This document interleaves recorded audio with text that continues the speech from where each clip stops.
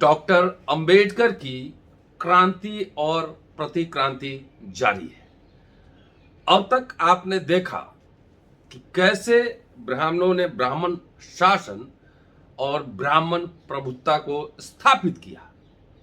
इसे स्थापित करने के बाद आगे उन्होंने क्या किया, वर्ण को जाति में कैसे बदला, और डॉक्टर अंबेडकर ने इस रूपांतरण की जो व्याख्या की है, क्या वह अति सरलीकरण है? गुरुकुल की क्या प्रथा थी, उसका उद्देश्य क्या था, वर्ण से जाति कैसे बना, ये तमाम बातें इस एपिसोड में पूरा वीडियो सुनते, देखते और शेयर करते रहिए।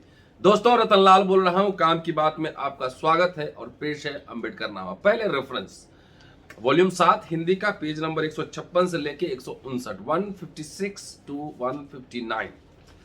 डॉक्टर अंबेडकर लिखते हैं कि ब्राह्मण शासन और ब्राह्मण प्रभुत्व के लिए पूरी व्यवस्था करने के बाद मनु ने समाज को बदलने का विधान किया, जिससे कि उसका उद्देश्य पूरा हो सके।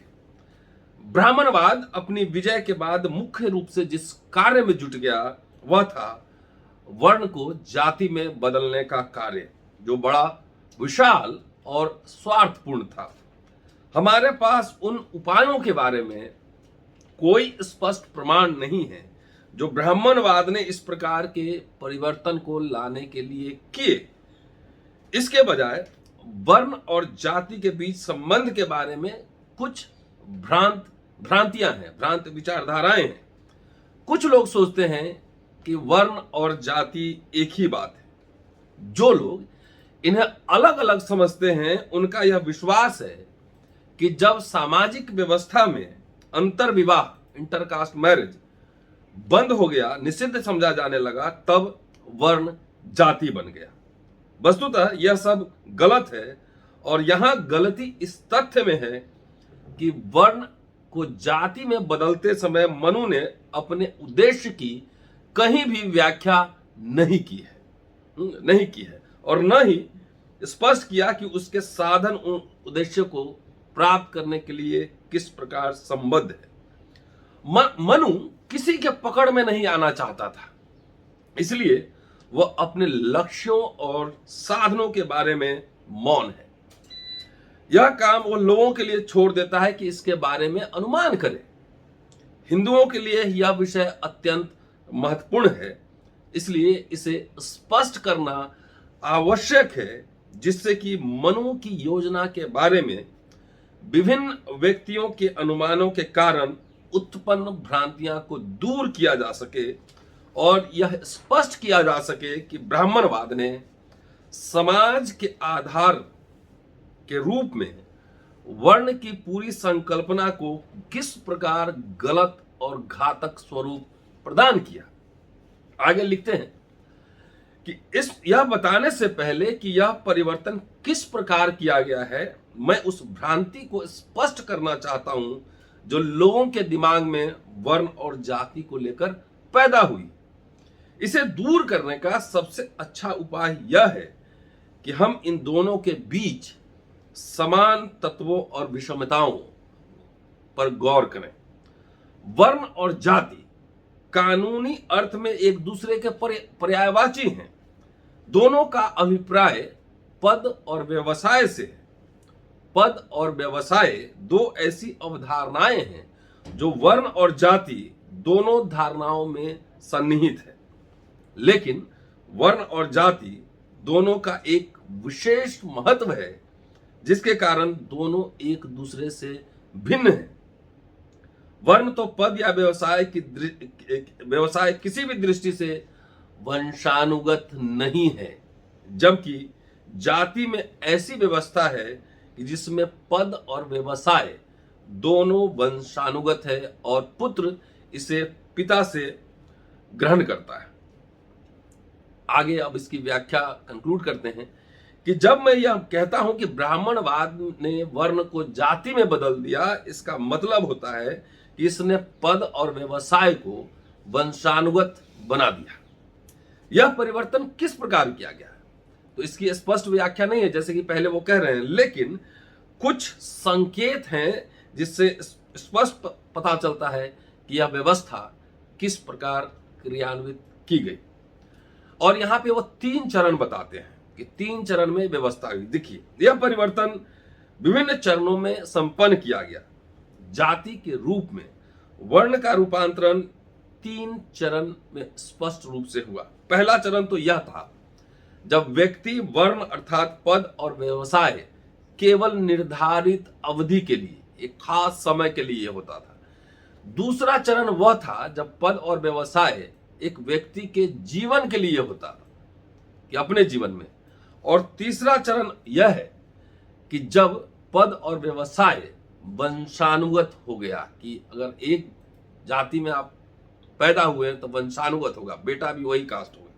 तो कानून की शब्दावली में कहा जाए तो यह तो वर्ण द्वारा प्रदत्त संपदा शुरू में केवल एक अवधि के लिए था, इसके बाद जीवन भर के लिए बनी और अंत में वंशानुगत बन गई। इस प्रकार वर्ण जाति में परिवर्तित हो गया। ऐसा प्रतीत होता है कि इस बात की पुष्टि के लिए परंपरा के आधार पर पर्याप्त प्रमाण है, जिसका उल्लेख धार्मिक साहित्यों में हुआ है कि वर्ण जिन अवस्थाओं से होकर गुजरा, जाति बना, वह यही 3 अवस्थाएं हैं। आगे लिखते हैं डॉक्टर अंबेडकर कि कैसे होता था चुनाव। तो कहते हैं कि इस परंपरा के अनुसार किसी भी व्यक्ति के वर्ण का निश्चय करने का काम अधिकारियों के एक दल द्वारा किया जाता था, जिन्हें मनु और सप्तर्षि कहते थे। व्यक्ति के समूह में से मनु उनका चुनाव करता था जो क्षत्रिय और वैश्य होने के योग्य होते थे, लेकिन जो ब्राह्मण को चुनता था वो चुनता था सप्तऋषि। ब्राह्मण क्षत्रिय वैश्य होने के लिए मनु और सप्तऋषियों द्वारा व्यक्तियों का चुनाव करने के बाद बाकी जो व्यक्ति नहीं चुने जाते थे वे शूद्र कहलाते थे, वे शूद्र होते थे। तो इस प्रकार व्यक्ति के वर्ण बदलते थे। यह व्यक्तियों का चुनाव उनकी मानसिक, शारीरिक अभिरुचि और व्यवसाय के आधार पर होता था, जो समाज के लिए अनिवार्य थे।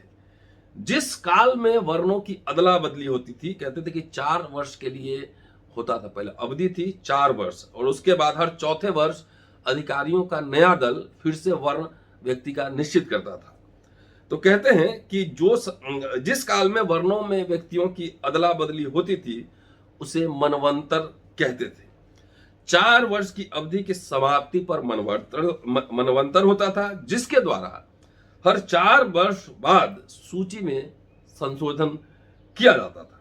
इस संशोधन के अधीन कुछ का पिछला वर्ण बदल जाता था, कुछ का बना रहता था, कुछ अपने वर्ण को गवा देते थे और कुछ को लाभ होता था।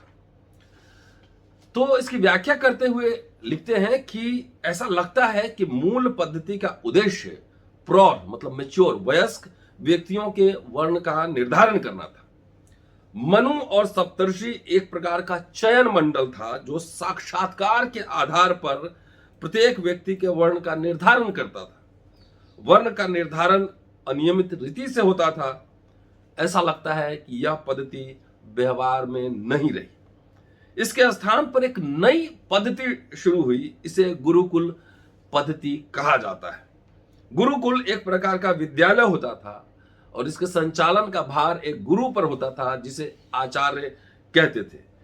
सभी बच्चे इसी गुरुकुल में शिक्षा प्राप्त करने के लिए जाते थे।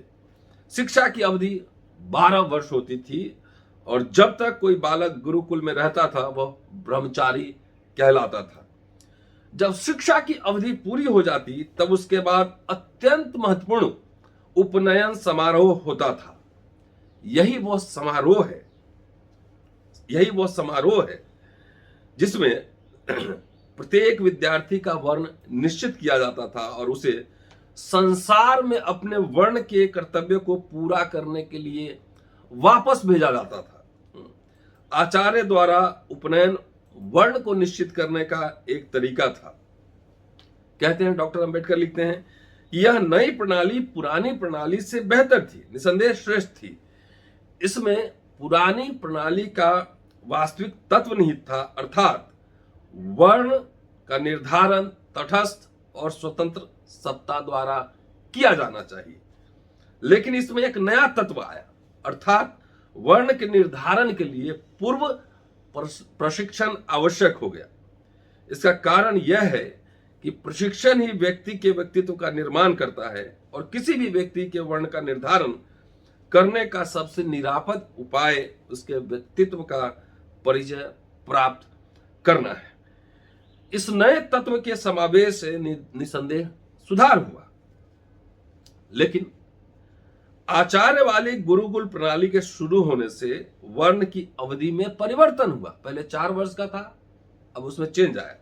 कोई वर्ण किसी अवधि तक बने रहने के बजाय जीवन पर्यंत हो गया, लेकिन यह वंशानुगत नहीं था। अब ये कंक्लूडिंग रिमार्क्स कह रहे हैं कि स्पष्ट है कि ब्राह्मणवाद उस पद्धति से असंतुष्ट था।